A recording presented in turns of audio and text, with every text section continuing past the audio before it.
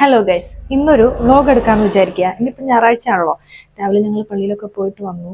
അപ്പോൾ കുറച്ച് എല്ല് വാങ്ങിയിട്ടുണ്ട്. ഞാൻ ഫസ്റ്റ് ടൈമായി എല്ലേറി വെക്കാൻ പോകുന്നത്. കാര്യം എന്താണെന്ന് വെച്ചാൽ അമ്മയൊന്നും ഇവിടെ ഇല്ല. കോട്ടയത്തൊരു മരണം നടന്നിട്ട് അവരൊക്കെ പോയേക്കുക. ചേട്ടാ പിന്നെ വല്ലപ്പോഴൊക്കെ വരാറുള്ളൂ, കാണാൻ പോലും കിട്ടാറില്ല.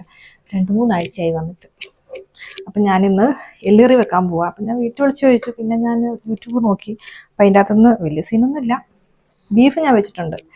അപ്പം ഇതാ എല്ല് എല്ല് കഴുകിയിട്ട് സവോളയും പച്ചമുളകില്ല, സവോളയും ഇഞ്ചിയും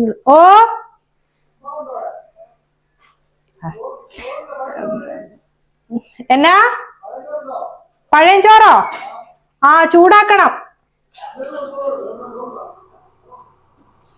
അപ്പൊ പഴയ ചോറുണ്ട്, ചൂടാക്കി തരാം. അപ്പൊ പറഞ്ഞു വന്നത്, ഇങ്ങോട്ട് വാ പേരമ്മച്ചി പറഞ്ഞു തന്നത് കോവയ്ക്ക തോരൻ അരിഞ്ഞു വെച്ചേക്കുന്നത്. എന്നോട് പറയാ വീഡിയോ എടുക്കുന്നതൊക്കെ വട്ടല്ലേന്ന്. സന്തോഷല്ലേ പേരമ്മച്ചി? അവിടെ പോരുവോ? ഇനി പൊക്ക കണ്ട് അപ്പം ബീഫിൻ്റെ അകത്ത് സവോളയും പിന്നെ ഇറച്ചി മസാലയും മല്ലിപ്പൊടിയും മുളക് പൊടിയും മഞ്ഞപ്പൊടിയും പിന്നെ ഇഞ്ചി വെളുത്തുള്ളി ഇച്ചിരി ചതച്ചിട്ടിട്ട് ഇളക്കി വെച്ചിട്ടുണ്ട്. ഇതൊരു 5 വിസിൽ അടുപ്പിച്ചിട്ട് വരാം. ഇന്നുണ്ടല്ലോ നമുക്ക് ഇവിടെ വിറകെടുക്കാനും കൂടെ 2-3 പേരുണ്ട്. അപ്പം അവർക്കും കൂടെ ഫുഡ് കൊടുക്കണം. അപ്പം അതിൻ്റെ കുറച്ച് പണികളൊക്കെ ആണ്. അപ്പം അരിയൊക്കെ ഇട്ടു. ഇതിവിടെ കിടന്ന് തിളച്ച് വേകട്ടെ. ഇതുണ്ടോ, നമുക്കിവിടെ പുളിയൊക്കെ വീഴാൻ തുടങ്ങി.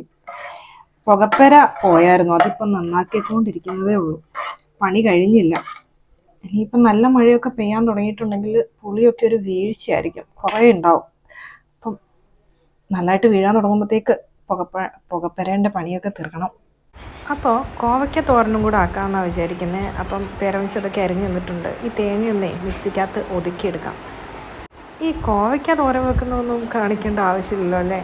എന്നാലും ഞാൻ കടുക് പൊട്ടിച്ചതങ്ങ് ഇട്ടു. എന്നിട്ടൊന്ന് ഇച്ചിരി വെള്ളം ഒഴിച്ചിട്ട് നന്നായിട്ട് വേവിക്കും.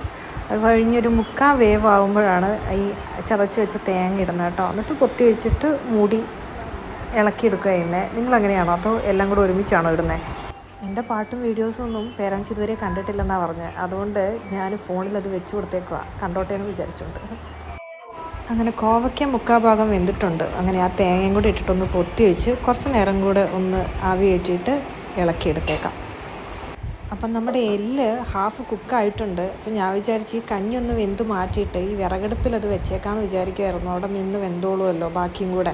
അപ്പോഴത്തേക്ക് ഈ അരി അത്ര വെന്തിട്ടില്ല, അത് കുറച്ച് സമയം എടുക്കും. അപ്പം സമയം പോയാലോ. ഇനിയിപ്പം നമുക്ക് അടുപ്പേ തന്നെ അതൊന്ന് വഴറ്റി വെക്കാം. എന്നിട്ട് ഇത് മാറ്റുമ്പോൾ അടുപ്പേ കയറ്റാം. കോവയ്ക്കത്തോടെ റെഡി ആയിട്ടുണ്ട്. ഇച്ചിരി മഞ്ഞപ്പ് കുറവാണോ? ഇച്ചിരിയും കൂടെ മഞ്ഞപ്പൊടി ഇടാം. അതങ്ങനെ സെറ്റായി, അതവിടെ ഇരിക്കട്ടെ. ഇനി എല്ലേറിക്ക് വറുത്തിടാം. അപ്പം ഞാൻ മൺചട്ടിയിലാണ് ഇവിടെ സാധാരണ ഇങ്ങനത്തെ സാധനങ്ങളൊക്കെ വയ്ക്കുന്നത്. ഇതിലും വലുതൊരു ചട്ടിയുണ്ട്. ഇത് ഒരു മീഡിയം സൈസിലുള്ള ചട്ടി. അപ്പോൾ അത് വെച്ചിട്ട് അതിൻ്റെ അകത്ത് എണ്ണ കുറച്ചേ ഒഴിച്ചുള്ളൂ. എന്നാന്ന് വെച്ചാൽ നല്ല നെയ്യുണ്ട് അതിന്. പിന്നെ ഒരുപാട് എണ്ണ ഒഴിച്ച് കൊളാക്കാൻ നിൽക്കണ്ടല്ലോ. അപ്പം കുറച്ച് സവോളയും പിന്നെ തേങ്ങാക്കൊത്തും ഇഞ്ചിയും വെളുത്തുള്ളിയും ചതച്ചത് കുറച്ചും കൂടെ ഇട്ടിട്ട് കറിവേപ്പിലൊക്കെ കൂടെ ഇട്ടിട്ട് നന്നായിട്ടൊന്ന് വഴറ്റി കഴിഞ്ഞ് കഴിയുമ്പോൾ ഇച്ചിരി പെരുംജീരകവും പിന്നെ എന്നായിരുന്നു മീറ്റ് മസാലയും മുളക് പൊടിയും മല്ലിപ്പൊടിയും മഞ്ഞൾപ്പൊടിയും കൂടെ ഇട്ടിട്ട് നേരത്തെ കുറച്ച് ഇട്ടായിരുന്നല്ലോ, അപ്പോൾ അതിലും കുറച്ചുകൂടെ കൂടുതൽ ഇട്ടിട്ട് ഒന്നും കൂടെ നല്ലതായിട്ട് വഴറ്റിയിട്ട് കറിവേപ്പില കുറച്ച് അധികം ഞാനിടും എല്ലാ കറിക്കും ഉണ്ടെങ്കിൽ.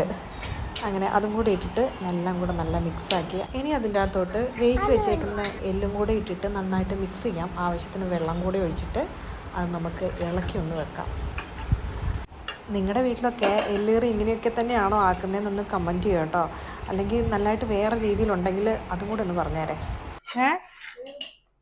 വേവുന്നുണ്ടോ? ഇപ്പോൾ പേരമ്മച്ചി പറയുക ചോറ് ഏതാണ്ട് വെന്തിട്ടുണ്ട്, ഇനിയിപ്പോൾ അത് തടയിട്ടിട്ട് ഇത് അടുപ്പേ കയറ്റാം.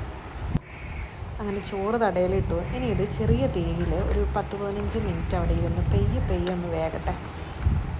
നിങ്ങൾക്കൊക്കെ ഈ എല്ലിൻ്റെ കൂടെ എന്നാ കോമ്പിനേഷനാണ് ഇഷ്ടം? കപ്പയാണോ, ചക്കയാണോ, ചോറാണോ, അപ്പമാണോ, അങ്ങനെ ഓരോരുത്തർക്ക് ഓരോ ഇഷ്ടങ്ങളായിരിക്കുമല്ലോ.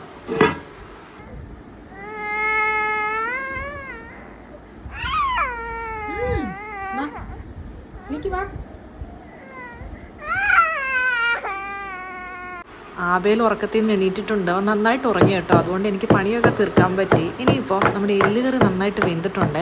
ഇനി അതിൻ്റെ അകത്തോട്ട് കുറച്ച് സ്പൈസസ് പൊടിച്ചിടാം. അതായത് കുരുമുളക് പൊടിയും ഇച്ചിരി പട്ടയും ഇച്ചിരി ഒരു 1-2 ഏലക്കയും പിന്നെ പെരുംജീരകവും കൂടെ നന്നായിട്ട് പൊടിച്ചിട്ട് ഒന്ന് വെതറി കൊടുത്തിട്ടുണ്ട്. ഇനി ഒരു 2 മിനിറ്റ് കഴിഞ്ഞിട്ട് എടുക്കാം. അത് കഴിഞ്ഞിട്ട് കുറച്ച് കറിവേപ്പിലയും കൂടെ ഒന്ന് തൂവി കഴിയുമ്പോൾ എൻ്റെ ഫസ്റ്റ് അറ്റംപ്റ്റ് എല്ലുകറി റെഡി ആയിട്ടുണ്ട്. കൂടത്തിൽ ഇന്നലത്തെ ചക്കക്കുരുമാങ്ങ കേട്ടോ, ഇത് മുരിങ്ങാക്കോലൊക്കെ ഇട്ടിട്ടുള്ളത് അതുണ്ട്. പിന്നെ നമ്മുടെ കോവയ്ക്ക തോരനുണ്ട്. ഞാനിത് ഉണ്ടാക്കിയെങ്കിലും ഞാൻ ബീഫ് അങ്ങനെ കഴിക്കാറില്ല കേട്ടോ.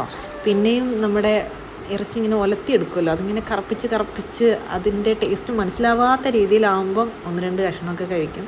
എനിക്കിത് ഇന്നലത്തെ നല്ല ഏട്ടക്കറിയുണ്ട്, നല്ല എരിവുള്ള നല്ല പുളിയൊക്കെ ഇറങ്ങിയ നല്ല ഏട്ടക്കറിയുണ്ട്. അപ്പം അത് മതി. പിന്നെ കപ്പയും ചക്കയൊക്കെ ഉണ്ടെങ്കിൽ ഞാൻ ഈ എല്ലിൻ്റെ ചാറ് കൂട്ടി കഴിക്കും കേട്ടോ. അങ്ങനെ ഇതൊക്കെയാണ് ഇന്നത്തെ വിശേഷങ്ങൾ. അപ്പം പേരമ്മച്ചിയും മച്ചാനൊക്കെ ചോറ് കഴിച്ചു കഴിഞ്ഞു. ഇനി ഞാൻ കുറച്ച് ചോറ് കഴിക്കട്ടെ. മരം വെട്ടാൻ പോയവർ ഇതുവരെ വന്നിട്ടില്ല, അവർക്കുള്ള ചോറ് അവിടെ ഇരിക്കട്ടെ. അപ്പം ചോറ് കഴിക്കാം. ആബേലേ, പപ്പടം മതിയെന്ന് പറഞ്ഞില്ലേ? ആബേലിന് വേണ്ടി പൊള്ളിച്ചതാ പപ്പടം. എനിക്കുണ്ടല്ലോ ഈ ചിക്കനാണെങ്കിലും മീനാണെങ്കിലും അതിൻ്റെ എല്ല് കഷ്ണമാണ് ഇഷ്ടം. നിങ്ങൾക്കോ? നിങ്ങൾക്ക് ചോറ് കഴിച്ചോ? അപ്പോൾ ശരി, അടുത്ത വീഡിയോ ഒക്കെ ആയിട്ട് കാണാം.